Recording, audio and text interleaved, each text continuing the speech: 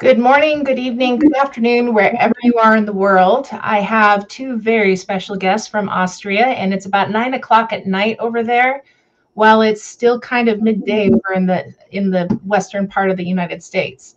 So, welcome, Nate and Bethany. I want you to maybe briefly introduce yourself to everyone in the audience. Okay. Go ahead. Yeah. Well, we're Nate and Bethany Johnson. We've been living in Austria for about 11 years, and we have three little girls. And I don't know what else to say about us. We're church planters. And we have a church plant here that's about 2.5 years old. Yeah, that's the main stuff. Yeah. Awesome. So, go ahead. Were you going to say something? Or was that I think that was my mic. So tell me a little bit about, we're going to start a little bit light today. Tell me about what are the favorite hangout places in Austria? We have in the States, we have our favorite cool places to hang out. What are your favorite cool places to hang out? Well, one of my favorite things is Austria has a really strong coffee culture. And so they talk about there's two different kinds of cultures, right? There's tea cultures and there's coffee cultures. Austria is 110% coffee. And so there are cafes all over, I guess you call it a cafe. It's like cafe restaurant kind of thing. But there's two different kinds of them too. There are your beautifully appointed, tuxedo clad, marble vaulted ceiling, just gorgeous cafe that you can walk around in, and sometimes you feel like not fancy enough to be in a place like that. And then the other kinds are these just kind of dumpy hole in the wall places where you can't do it anymore because they can't smoke inside. But back when they used to be able to smoke inside, you'd sit down and order your coffee, and the waiter would bring it to you and set it down, and then you'd go sit in the corner and just kind of scowl at you and smoke a cigarette and just so. But it was they're smoke-filled rooms. Very much smoke-filled rooms. Yeah. So cafes are a huge way to just kind of relax and spend time in the city. What do you say? Well, and I would also expand on that and say the great part about the coffee houses and cafes here is that it's not really a big tipping culture, and so there's no pressure to get in and out. So people will stay and sit and drink a coffee or two for hours and hours. When you can order a coffee and sit there for 3 hours and talk to a friend, and nobody's going to say anything to you. There's no judgment. Yeah. And some of these coffee houses are places where famous symphonies were written. Oh, wow. Things. Yeah. Beautiful things of the past. So for a long time too, there was a lot of a lot of them were tied to specific ideas or specific veins of philosophy. And so if you wanted to figure out what the Marxists were doing, you had to go to the Marxist cafe, and you wanted to figure out what the the liberal classical liberal economists were talking about, they were somewhere else. So wow. That sounds like a great way to kind of connect with the community that you don't agree with in their own environment. So tell me about, let's get into a little, keeping it personal. Tell me about your testimonies. How did you come to become a believer? That's for both of you. Do you want to go first or second? Sure.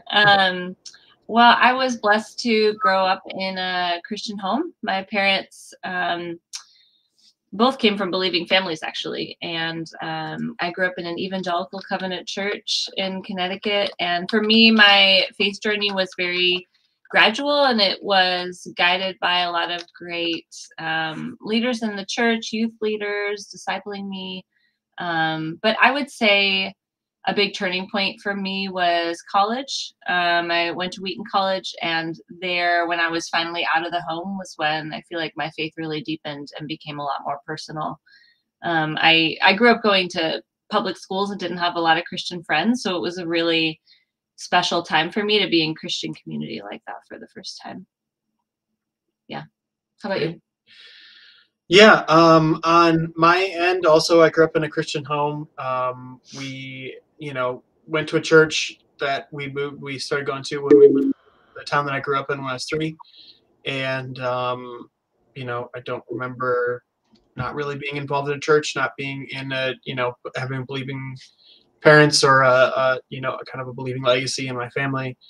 But I think that there was a process of making my faith my own. A big part of that was, I think, in high school, especially as like an underclassman looking at some of the older students in my, high school youth group. I had a pretty good sized high school youth group. And so some of the older guys, I really sort of looked up to them and realized that they sort of had a depth to their faith. They had something that I really wanted. Along with that, with the high school youth group, there was also interns that kind of ran the youth programs, especially through summer. And so, you know, having the chance to just kind of be discipled and have just be encouraged by some of these older guys was really somewhere that kind of deepened my faith and brought me closer to the Lord. Awesome. And how did you both meet each other? And for you, Bethany, where did Nathan ask you to marry him? Where? Okay. Well, we met at a mutual friend's wedding in Minnesota. Nate went back to Minnesota after he graduated from Moody Bible Institute. And a friend of his who he grew up with and a couple of years later was getting married. That friend had gone to Wheaton with me. And so I came up for the wedding with a bunch of my college friends. And that's where we met. And then it wasn't anything, you know, magical necessarily, but sparks didn't fly, emotions didn't run high. Yeah, but we then we connected. This was in the early days of Facebook, but we were both on Facebook, and we connected that way and started sending each other messages and realized we had a lot in common. And then we started talking on the phone, and then we started dating long distance. And then after a while, Nate moved down to the Chicago area. He had some other friends down there. So then one day I was coming home from a work trip, actually in Minnesota, ironically. And I pulled up to the apartment and Nate was sitting on the stoop with a rose and he was dressed very nicely, which was not typical. And then he took me downtown and we went walking on the beach, Lake Michigan, Oak Street Beach. Is that right? Yeah. It's been a long time. And he proposed to me there, like on this like pier thing. Overlooking the city. Overlooking the city and the water. All the towers in the background. Yeah. Oh, that's a fancy dinner. That's romantic. He did a good job. That's awesome. And that was 15 years ago. Yeah. No, I'm sorry, that's not right. We're about to celebrate 15 years being married, so it was longer than that. No, you did great. Usually the guy gets in trouble for not getting the years right. So it's a round number, so it's easier to remember. I'm bad at calendars no matter what. He is. He's bad at calendars across the board. It's not. Yeah. So I don't feel it's not just related to our wedding anniversary. No. Hey, I don't blame you. I'm female and I'm still unless I have like my Outlook calendar or whatnot, I'm really bad at remembering things as far as special dates. So apparently I hear it's a family trait. So I don't know. So tell me about, when did you both conclude? What was the process that you were both headed to Austria? You know, it was step by step. I think the first thing happened on my side of things when I was a sophomore in high school. I'd kind of grown up in an engineering family, and it seemed like things were sort of headed that direction in terms of being an engineer and designing airplane parts and whatever else. But I went on a short-term mission trip, and I met folks that spoke a different language than I did and had a different culture, and yet it was the gospel that brought us together and built a bond that was really strong. And so I just felt the Lord leading then in a totally different direction. And so I went to Moody Bible Institute, and I knew people at Moody in the missions department that were like, I know the island in the South Pacific that I'm going to serve on. Like, I know where I need to go. That was just never me. And so I was sort of open to kind of where the Lord would lead. And I'd taken some German in high school, and had just kind of felt that Western Europe is not like a traditional place where we would send workers, where church planners would go, and so that really enticed me, but also just the needs here I thought were really, really fascinating because it's just an underreached community. And so kind of got on that trajectory of thinking German-speaking Western Europe, and then got connected to World Venture. And in the meantime, then I met Bethany. And actually, World Venture was a part of our story of meeting each other because, you know, I was on track with World Venture. I'd started talking to a recruiter. Yeah, when I met Nate, he was going to be a church planter in Austria. This was already the yeah, path. Yeah. And so, you know, that was one of our first conversations. Is I was just saying, hey, this is, you know, this looks like this could be something that's coming in the future. And she said, I mean, World Venture is not the largest organization in the world. Like, hey, we love it, but you know what I mean? It's not. I don't know, other organizations that I could name that are huge, you know. And she was like, oh, World Venture, I know all about them. I love them so much. It turns out one of her best friends was the administrative assistant for one of the regional guys living in the Chicago area. Nice. And working in the 2-person regional office in the Chicago area. Yeah, so she had given me a really good impression of what World Venture was all about. That was a big connecting point. We had both spent a summer in college serving in Europe, same summer. We were just in 2 different places. And so missions and going overseas was part of all of our early conversations. Right. Yeah. Well, and you have family that have been overseas. You have your parents have supported missionaries for a long time. It was not something that was foreign to you either. Right. So then we started, once we figured out that God was leading us to get married, we went back to the recruiter and talked about a plan, and started talking to World Venture more specifically to confirm that Austria was still kind of a path that they would recommend for us. We were pretty open-minded. And a lot of people that we talked to who had experience in Austria or connections said, I could really see you guys serving there. I could see you fitting there, personality-wise, interest-wise. There's a huge need. It was kind of like there were no red flags, and we just asked God to keep opening doors if that's where we were supposed to go, or make it clear if it was supposed to be somewhere else. And it was just one step after another. A lot of things fell into place, and so we just kept pursuing. Yeah. Awesome. So as a family, what obstacles did you have both encounter to answer your calling to Austria, and how did you overcome them? But when you're already in Austria, then you had a family. What were some of those unique challenges? I mean, I would say in general, one challenge of raising kids overseas is just being far from our family, from community. And I think we're blessed in a sense that all our kids are born here, so we don't really know any different. I could see how the transition moving over with kids can be more challenging, but it's still not easy. When we see, you know, our local friends who have family nearby, not just the help, but just the community, aunts and uncles and grandparents. And I could see how that could be for some people something that might pull them back.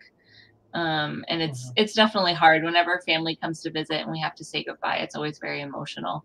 So that's definitely one challenge, I would say. I think one of the other things for us that's really interesting is, you know, when you're raising kids in a different culture, you are handling or dealing with a lot of the kind of ways in which that culture is integrated all the way through. And so the way that they do schooling is an expression of those cultural values and of kind of what's important to them. And so Austria is an honor-shame culture, which I'm sure a lot of your listeners know some of that theory and understand the difference between like a guilt-innocence culture and an honor-shame culture. And so that plays itself out even in schooling, where shame is used as a tool to communicate to kids how they should be doing better in school. And so whether it's like publicly talking about grades or, you know, teachers, I mean, we even had that in language classes, you know, where I had a language teacher once look at me in the eye and say, like, hand me my test. In front of everyone. In front of everyone, say, Nate, I expected more from you than this test. And I was like, I'm American, I don't have any shame, so I'm sorry, that doesn't work on me. Like, you can't push that button to like make me feel terrible about myself. And so yeah, but I mean, we see it in our kids, you know, we see them experiencing that as a tool of, you know, how to make kids behave and how to make them, kind of motivate them to do better. Yeah. So, I mean, I think and I mean, this may sound silly, but it is for me really fascinating thinking back now that our kids are in grade school and they're looking at, you know, like getting into the upper levels of school and things like that. Just how different their experience is going to be versus my experience growing up in the U.S. You know, like our daughter's probably never going to have a senior prom, you know, and that sounds like something kind of silly, but it's just, you know, she won't go to high school football games. So these cultural milestones that we experience that our kids won't. So they don't have a prom. They don't have any particular high school sports that are popular over there. It's just different. It's just different. It'd be a complicated answer. You know, they have balls that they go to. Yeah. That's not going to look the same. And there are sports, but they're not typically associated with the schools. They're separate from the schools. So it feels different. Right. Yeah. There's always going to be a little bit of a disconnect in us being able to guide them and to identify with their experience growing up because it's so different from ours. Yeah. Yeah. It sounds like it. Tell me about, let's go deeper into what you've been doing in Austria. How has your ministry has changed since you first got in and what you're doing now? Tell us a little bit about that, or a lot about that. I think the first thing to recognize, I think this is so important for anyone coming to the field. We tell all of our new units when they're arriving, your first primary job when you first arrive is to learn the language and is to learn the culture, and that is ministry. And so if anyone back home is saying like, hey, all you're doing is going to language class, you're not doing any ministry. I, as a field leader, am going to raise my hand and be like, no. This person is doing exactly what I told them to do as their boss. And, you know, that is their main job. That needs to be what they need to be focusing on, because that is how you keep people on the field long term, is you get them integrated into the culture and get them to learn the language. Yeah, and that's how it's a tool you need to be effective. Right. You know, you can't connect with people on a heart level if you can't speak their language. So yes, correct. So in the beginning, when we first arrived, that was our first ministry. Then we did an internship in an existing church, always with an eye towards church planting. And so after our first term and our first long home assignment, we relocated to a target area in the north part of the city. And that area was identified in partnership with some local church leaders. And then we started trying to plant a church.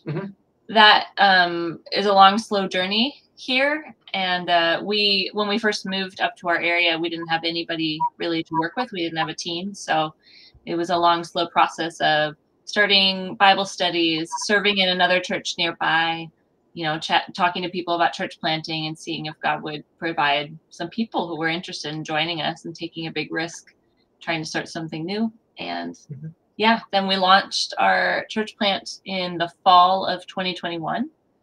And then in January of 2023, we relocated to a permanent space. Yeah. So there's been some big milestones. I just saw a question come in from Deb up there, and I don't know those people specifically. It would depend on what city they live in, or kind of what association they're a part of. But I would say that the community here is relatively small in terms of workers, and so that the chance that, you know, we're connected to somebody who's connected to somebody that's connected to them is very high. Very high. So sorry to break you off there. No, that's okay. So our primary ministry is church planting. Nate leads the church planting project. And we have a core team of about, I believe, a dozen adults or so. But then we've got about 20, 25 people roughly on a Sunday. That goes up and down a lot. And we're really thankful for that. We're seeing God do some exciting things. And then another big part of our ministry is, as Nate mentioned in passing, serving as field leaders for World Venture in Austria. And we have 5 units on the field and 2 who are raising sports gun. Awesome. So tell me about if you um, if you had someone who wanted to be a church planter. I mean, that's a big deal when you finally get your permanent space. I have some small church partners myself, and I celebrate their milestones with them. But tell me, if someone wanted to be a church planter, with what you know now after being on the field for so long, with moving to a permanent space, what did you wish you knew back then that you know now that you could give advice to this person or persons who are wanting to be church planters, maybe in Austria? I could say something, and then you think of a second answer. We're I probably think going to say the same thing. well, no, what I was going to say is that first and foremost, church planting is really difficult here. And I mean, the interesting thing for me is realizing that church planting in some sense is like being married, in the sense that, like, people tell you that marriage is hard, like when you're in premarital counseling and you're getting ready to get married and you're looking at this person and you're like, oh, well, all right, whatever, people tell me it's going to be hard. And then you get married and you find out why this marriage is going to be hard for you. Like, there's something that's very specific about that, of like, and I mean, anyone that is married that is listening to my voice right now can list off probably the 4 or 5 things that are like, these are the main challenges for why my marriage is hard. I mean, I'm sure they could also list off the 5 things that they love about being married, but those are very specific to that marriage with that person at that specific time, and in the same way that, people told us, like, church planting is hard. I think we, after having gone through it now, the last 7 years of living up on this side of the city, we've sort of realized that a lot of the specific reasons and the specific experiences why church planting was hard for us in this specific process.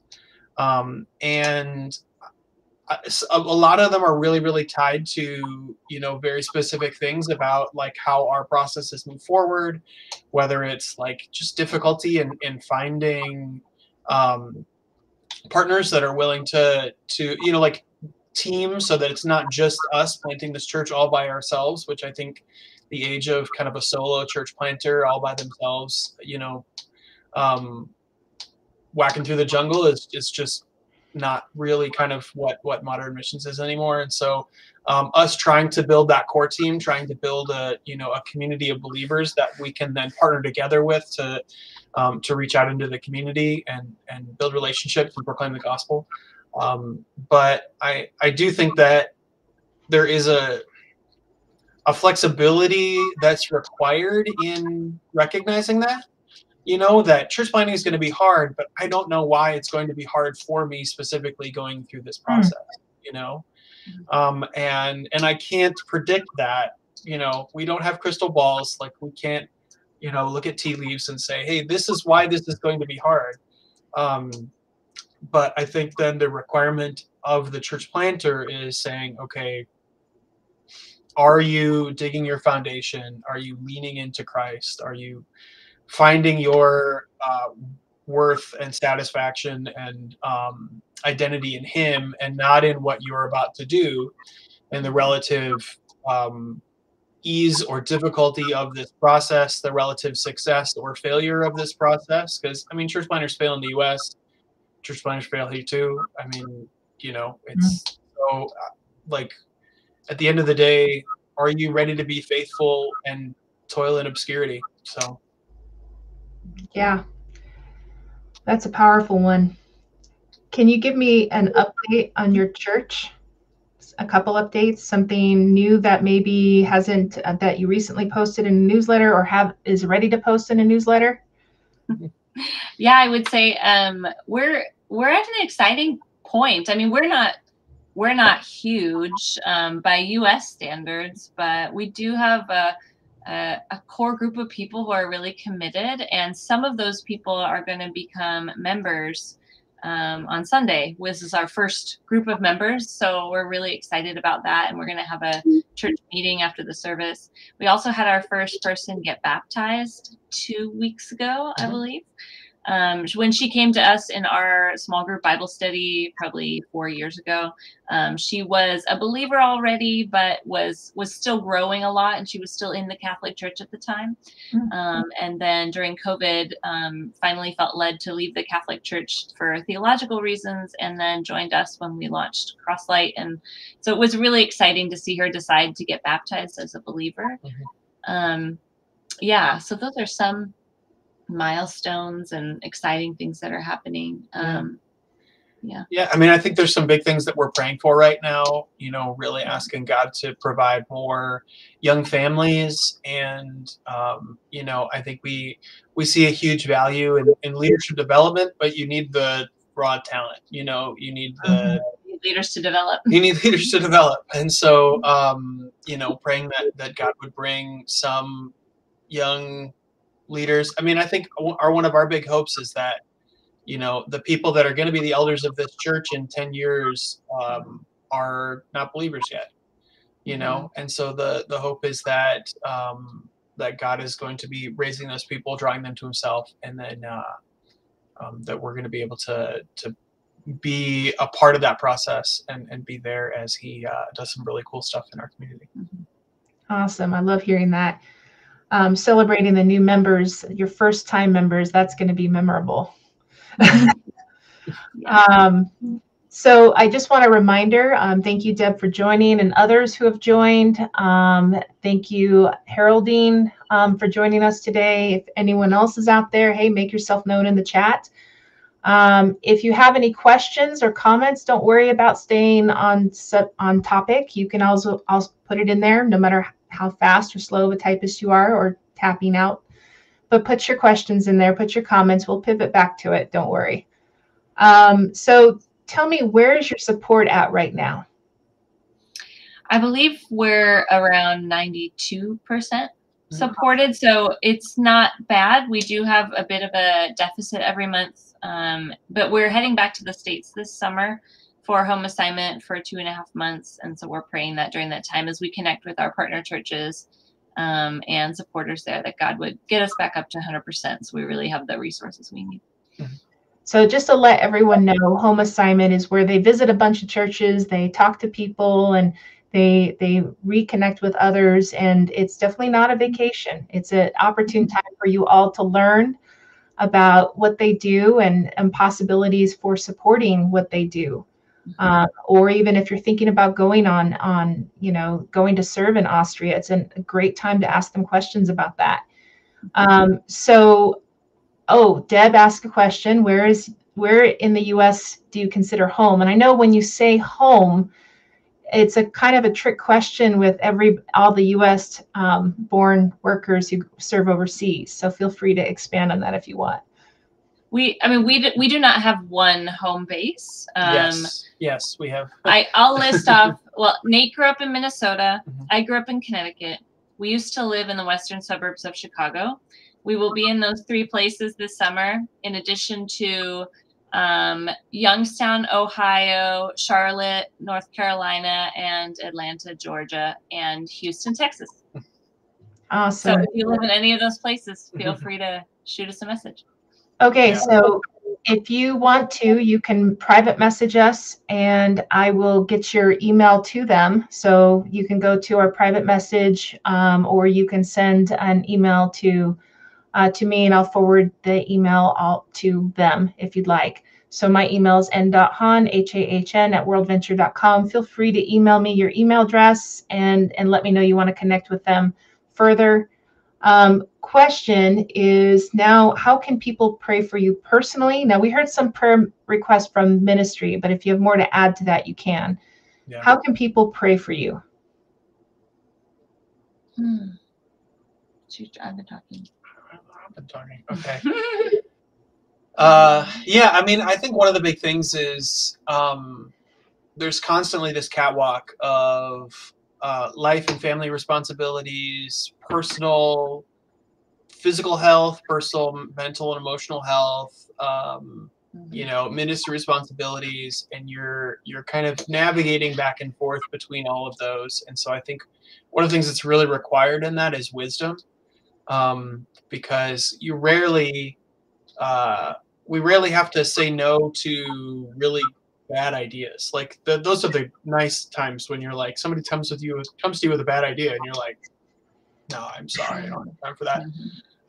But most of the time, you know, especially in the ministry context, somebody's coming to you, it's like, hey, this is a great idea, and this could be really, really good.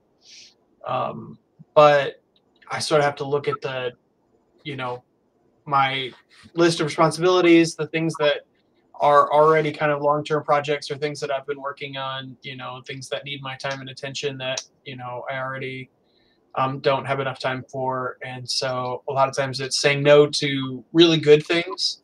And I think personally it kind of goes the same way, you know, that I think there are lots of times where I really need motivation to exercise, and you know, I get to the end of the day and I just kind of fall onto the couch. So like finding that, and I mean, I know that sounds like a silly prayer request in some sense, but you know, I think we are kind of constantly, it's a constant conversation between the two of us to say, hey, what do you need right now? What do I need right now? How do we give each other those things? And then how do we work together to make sure that, you know, even like one of the other elders in our church recently, as we were sitting in an elders meeting, he turned over to me and he's like, here's the deal. You got little kids at home. And he's like, I don't want you getting burned out. He's like, you need to be focused on your family. You need to be focused on your health too. And I very much appreciated his admonition in that. You know, I mean, he's an older guy. He has a lot of wisdom, a lot of experience. And so I think that we need to take those sorts of things to heart and really live those out, whether it's, you know, regularly exercising, whether it's, you taking know, time to rest, taking time to spend time with our kids, but then also following through on all of the commitments that we have. Yeah, our kids are 10, 7, and 14 months. So they're also in very different stages and need different things from us. And yeah, it's just, we just get to the end of the day and we're super worn out. We know it does get easier with the little one as she gets older, but for me, yeah, it's just hard to balance my time with, you know, hanging out with the kids, making sure they have everything they need, taking care of household stuff, and then getting work done during nap time, and it's not long enough. So yeah, just praying for balance, I guess, wisdom and balance. Yeah. And good communication and between us and our family. Yeah. I would also say just prayers against discouragement are always really appreciated, because ministry here is really slow. I mean, like Nate said, we relocated to plant a church 7 years ago. Took us about 5 years to launch it. And after 2 years, we're at about 25. We're really excited about that, but it is really slow. Yeah. And that's exactly what everyone told us it would be like. But it's still really hard. Even just in a short amount of time, seeing people come and go, or seeing people that you get excited about who seem to be eager to jump in or to grow in their faith, and then they gradually maybe slip away, and that can be really discouraging to watch. Yeah. So I mean, I could make a list already of church planters I know that have either come and been a part of a church plant and are back in the States now, or, you know, there was a guy that they pivoted away from church planting at their church plant after a couple of years because it just wasn't getting the traction that it needed. And he's like, you know, we could grind it out, just my wife and I, you know, him preaching the sermon every Sunday, her doing the Sunday, or the kids, you know, Sunday school every Sunday for, like, you know, 3 other people for 3 or 4 other folks that are willing to show up. And they just sort of said, all right, well, let's hang it up and pivot to a different ministry for a season, and then, you know, figure out what the next phase is like. But you know, I think we're really blessed that the Lord has given us what he's given us, and entrusted that to us. But we know that, yeah, it's definitely still a stewardship. So if there's anyone out there that would like to put some words of encouragement in the chat for them, that would be very much appreciated. If you'd like to write out a prayer for them, feel free to put that in the chat. I do have their giving link up in the chat as well. So if you'd like to look into what they're about, you can take a look there. Oh, Donna Jean. It's Terry. Hi, Terry. How you doing? Oh, Terry, you're right, Terry. Hey, thanks for joining us, Terry. Always good to see you. Well, see you in a relative sense. So as part of World Venture in Review, we often look at past topics that might be something that they can maybe speak into, our guests, Nate and Bethany. And so last week we had a video from Paul and Megan Tanner, and they are brand new appointees. And one of the things they said kind of echoes with what Nate, you and Bethany, what you had said earlier today. She said being around missionaries instilled a passion to be a part of what God is doing to see the world change for Jesus. So how do you bring about a passion for the lost within your church? Yeah, you only have 24 people, but they have relatives and friends. They have, hello, Beth. That's my mom. Hi, Mom. They have relatives, they have friends. You know, how do you bring about that passion for the lost instead of the embracing comfort? I mean, I'm sure it's not just a U.S. problem where we embrace comfort more than reaching out beyond our comfort zone to reach the lost. So tell me, what would you say to that? I would say it is really hard here. And one of the reasons is, I think what Austrians are really good at is building deep, long-lasting community with a smaller group of people. They tend to be very private, and it takes a while to get to know folks. But once you get to know them, they're very committed. And that could be true in church as well. So the people in a church community can go really deep with each other, and they're really good at kind of that inward community building. But looking outside of the church and being open to connecting with new people or stepping out and trying to talk to somebody they haven't met before can be really intimidating. It's not really socially acceptable here to, in general, talk to strangers in a lot of settings. You would need to have some sort of connection first. But there are the same challenges there that we all have in America too. Of it can be hard to share your faith with those that you're closest to, or you feel like you've already talked about it a bunch of times and don't want it to be the only thing you ever bring up. And so there are a lot of barriers. But I mean, at the heart of it, I feel like we all do, in deep in our hearts, we want to see more people come to faith, because we all, we love Jesus, and we know the truth of the gospel. So I believe that everyone in our church does have a passion for it. Sometimes they need a little bit of a push to know, or a push out there, or they need to know, what does this even look like practically? Like, how would I do this? I think we're still figuring that out. Yeah. I think one of the other challenges that we face is that, that there was a kind of a big explosion of churches in terms of growth and church planting and things like that in like kind of the 80s and the 90s. And, there were a lot of strategies, a lot of things that they did back then that maybe necessarily aren't quite as applicable today. And I think a lot of the people, especially in our context, the town that we live, or the place where our church building is, and kind of the community that we're focusing on in our target area, has changed a lot in the last 30 or 40 years. And so there are a lot more people there. They say that they have like kind of a migration background where they come from a different part of Europe. And so a lot of folks from former Balkan countries, or, kind of Eastern European countries. And then, still a lot of folks that come from even farther east. And so there's our community is this really interesting, diverse sort of melting pot, mixing pot. And I think there are times at which the Austrian churches here do a really good job of reflecting their community. But I think they're also, it comes with a measure of cultural tension and challenge that can be difficult to live out incarnationally. I know American churches suffer with that same sort of challenge a lot of times of like, how do we live incarnationally in a community? And, you know, culturally, we may be only a small representative sliver of the actual diversity that's in our specific community that's even living within, you know, say a mile or 5 mile circle, 10-mile circle of where our church building is. And I think we're dealing with a lot of those same sort of questions of like, how do we find ways to build relationships regionally like that? How do we find ways to connect?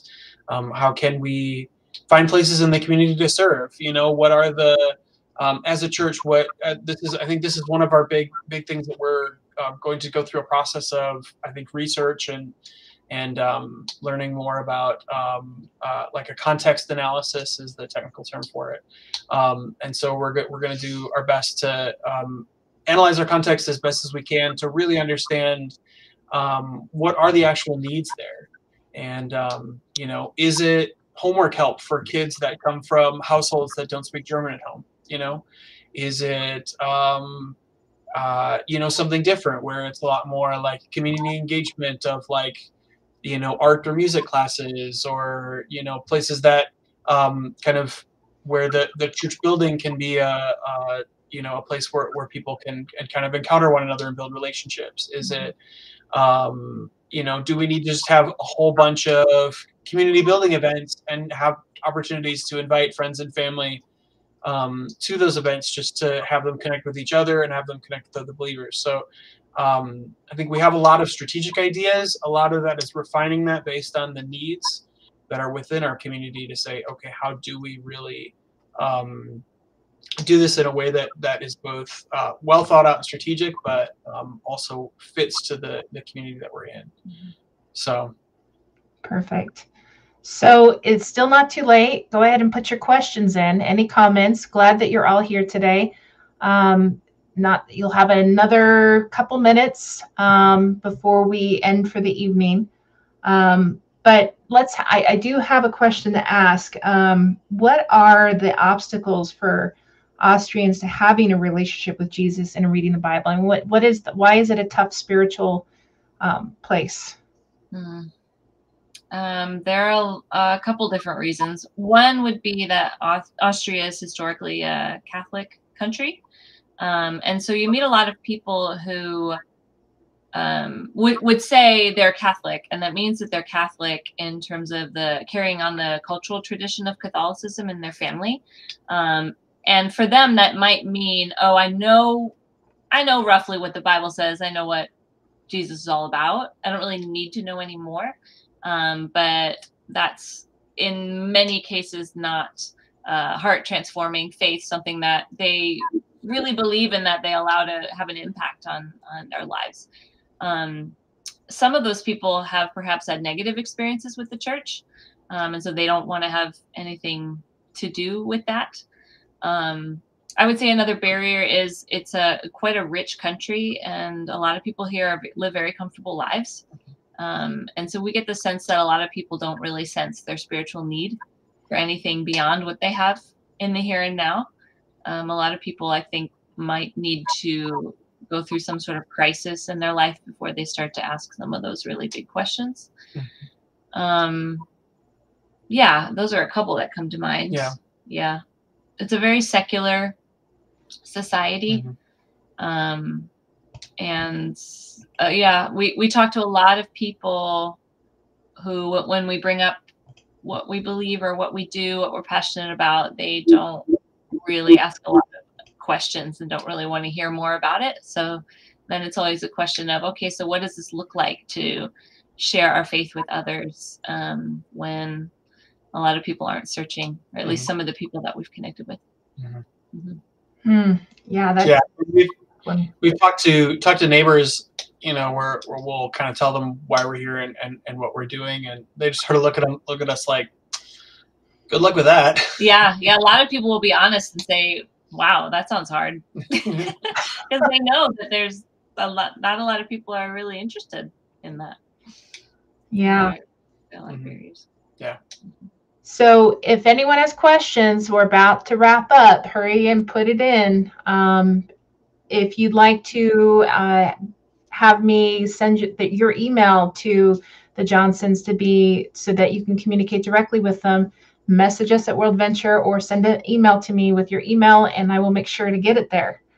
If you're watching this after the live is over, feel free to put questions in, and I will be watching it, and I will make sure they get the questions, and we'll try to get an answer for you. So just as to close, we have some upcoming workshops, so you might want to take a look at worldventure.com/events. Don't forget to sign up to receive some encouraging messages via text. That's a new service we launched this week. And also, if you have a question for missionaries, we have an Ask a Missionary page that you can submit your question to get a video response. So thank you everyone for joining. Thank you, Nate and Bethany. I know it's late over there, and I'm glad you joined. Do stay on though. Don't disappear from me. Let me close in prayer for the both of you, and if everyone out there who's watching, if you could be, pray with us as we end our time. Lord, I thank you for these two precious people. I thank you for their heart for Austria. I thank you for their heart for church planting. I pray you give them encouragement. I pray that you give them perseverance. I pray you give them your vision. I pray you give them big prayers to pray. In Jesus' name we praise. Amen. All right. So since there's no questions, we're going to wrap up. We'll see you at the next live stream. Again, go to worldventure.com/events to see when our next live streams and workshops will happen. And thank you, everyone.